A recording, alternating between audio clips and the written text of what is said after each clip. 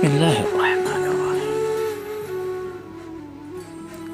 Ya ayyuhal muzammil, wahai orang yang sedang berselimut, yang sedang tidur, wahai seseorang yang sedang terlelap, yang berbaring,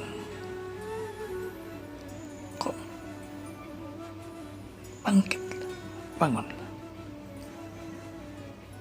Ini perintah Allah.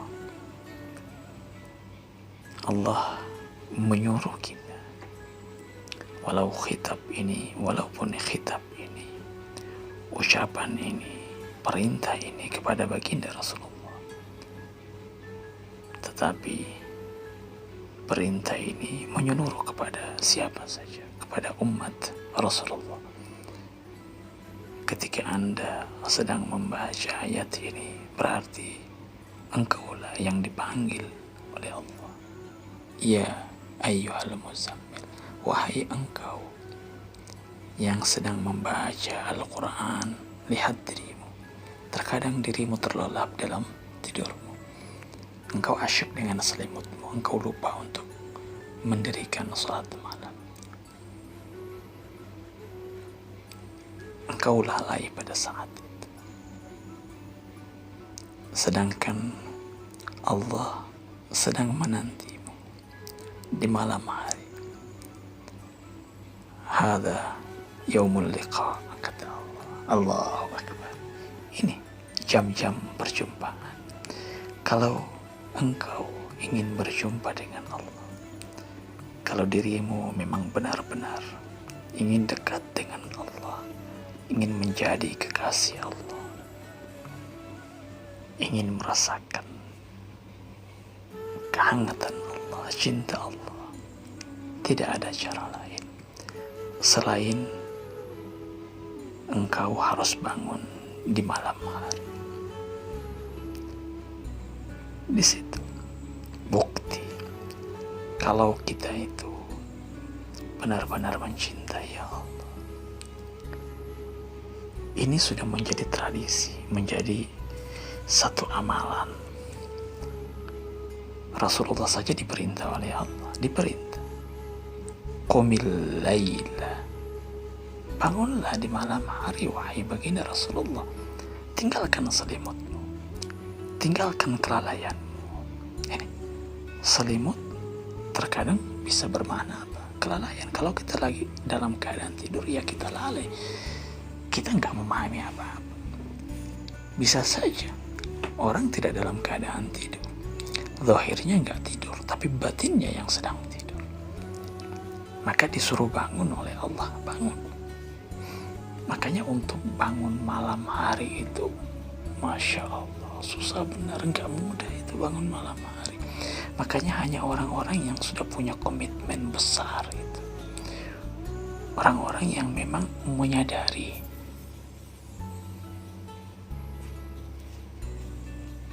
tentang hakikat diri.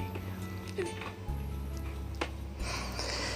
kalau komitmen kita, semangat kita itu kecil, gak mungkin kita bisa bangun di malam hari. Kan bisa terbukti, terlihat tuh. Di siang hari kita udah berniat, saya ingin bangun di malam hari, saya mau bangun. Tapi ketika kita tidur, kita udah pasangin tuh weker, bunyi weker, kita bangun. Bukannya kita apa? Bukannya kita bangkit berdiri, malah apa? Kita meraih weker kita, dimatiin lagi tuh weker. Coba, udah bangun itu, tapi susah benar.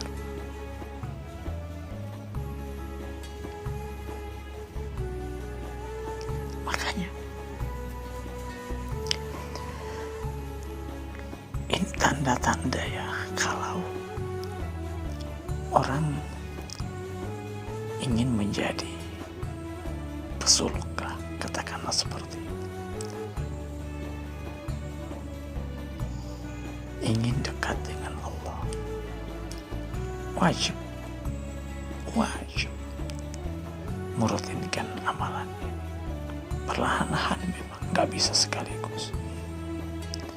Makanya di dalam tradisi tasawuf, murid-murid para kekasih Allah, para sufi itu diwajibkan untuk sholat malam, dibangunkan pada malam hari. Bangun, harus dilatih. Terkadang kita ini gak mau melatih diri kita, harus kita latih diri kita. Perlahan-lahan memang 2 rakaat. Oke. Makanya ada tuh tata cara untuk melatih diri kita agar kita itu bisa rutin mengamalkan amalan ini. Memang nafsu itu gak bisa sekaligus. Nafsu itu diistilahkan dia seperti kayu yang kering. Kalau Anda kerasin, dia bisa patah, hancur dia. Udah kering karena nafsu kita ini sudah terbiasa dengan kehidupan yang menyenangkan, udah terlalu manja, udah menikmati kehidupan yang lalai, yang melalaikan. Asyik dalam tidurnya, bisa berjam-jam tuh tidur, dia nikmati. Jadi ketika mau dipaksa untuk mengamalkan amalan-amalan yang berbeda dengan kecenderungannya, susah dia ikutin, susah, benar-benar susah. Walaupun jiwa kita itu mau, kan begitu kita tuh, mau kita sebenarnya. Tetapi karena belum terbiasa, yang terbiasa sesuatu hal yang buruk, makanya inilah yang mengontrol kita, yang menarik kita, menyuruh kita udah tidur aja, masih ada tuh besok. Makanya kan dikatakan bahwa sesuatu hal yang merusak bagi seorang hamba itu saufa nanti menunda-nunda satu amalan baik, nanti aja, masih ada waktu. Ini merusak, nggak bisa Anda melakukan itu, harus Anda bangun. Kalaupun misalnya ya ini, jadi nggak bisa dipaksa. Oke, nggak bisa dipaksa. Apa yang harus Anda lakukan? Oke, ketika Anda memang berkeinginan, udah muncul tuh, udah berniat di siang hari, memang Anda udah manage. Jadi harus terlihat dulu, memanage itu ada, keinginan itu ada. Dari awal memang Anda sudah mengatur kehidupan Anda untuk bisa apa? Bisa lebih dekat kepada Allah, untuk merubah itu ada. Nah, kalau memang untuk merubah harus memang terlihat dalam bentuk yang nyata. Seperti apa? Nah, Anda 24 jam dari semua kegiatannya Anda mulai apa? Anda mulai atur hal-hal yang gak penting, mulai Anda buang, mulai Anda kesampingkan. Anda harus lihat dalam sehari itu seperti apa amalan Anda, kegiatan Anda, acara-acara Anda itu seperti apa.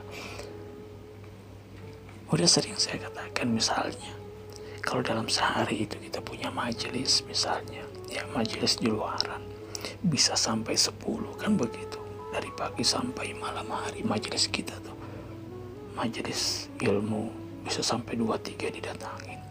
Belum lagi majelis makan, bisa sampai 3 pindah-pindah rumah makan, semua mau dicicipin, kan begitu. Belum lagi majelis apa, majelis belanja, shopping, itu kan majelis juga tuh, shopping, kumpul sama teman-teman, belanja walaupun hanya sekedar cuci mata. Oke, coba lihat, ini dari sekian majelis-majelis kita ini, dari sekian banyak acara-acara kita ini, kira-kira mana yang gak bermanfaat? Mana hanya sekedar untuk menghabiskan waktu saja? Mana sekedar kumpul-kumpul saja? Lihat, wah ini majelis ilmu saya 3 ini, Masya Allah banyak banget, bahkan ada yang sampai 5. Nih, dari sekian 5 ini Anda harus memilih, gak mungkin. Kapan Anda bisa memperbaiki diri?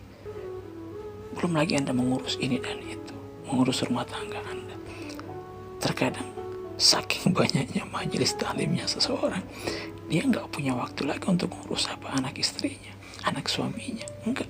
Makanya protes tuh orang-orang dalam rumah. Kapan mama ini, kapan ibu ini, kan gitu.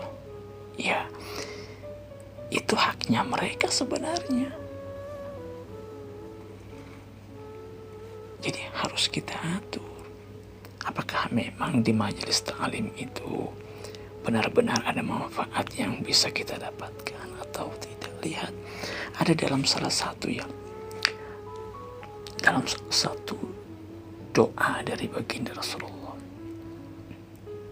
Allahumma inni a'udzubika minal ilmi la yanfa. Jadi coba bayangkan, Rasulullah aja minta perlindungan dari ilmu-ilmu yang gak bermanfaat. Apa ilmu-ilmu yang gak bermanfaat? Kalau kita pikir ya semua ilmu yang namanya ilmu yang bermanfaat. Ilmu artinya sesuatu hal yang tadinya kita gak tahu menjadi tahu, berarti bermanfaat.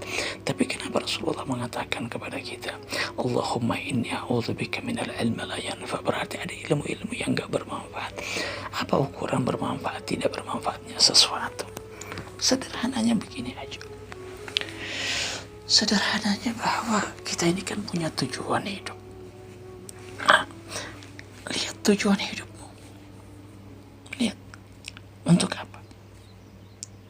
Ketika kamu sudah menentukan tujuan sesuatu, berarti setiap pekerjaanmu, setiap apa yang kamu lakukan, yang kamu hadiri, ia tidak lain berangkat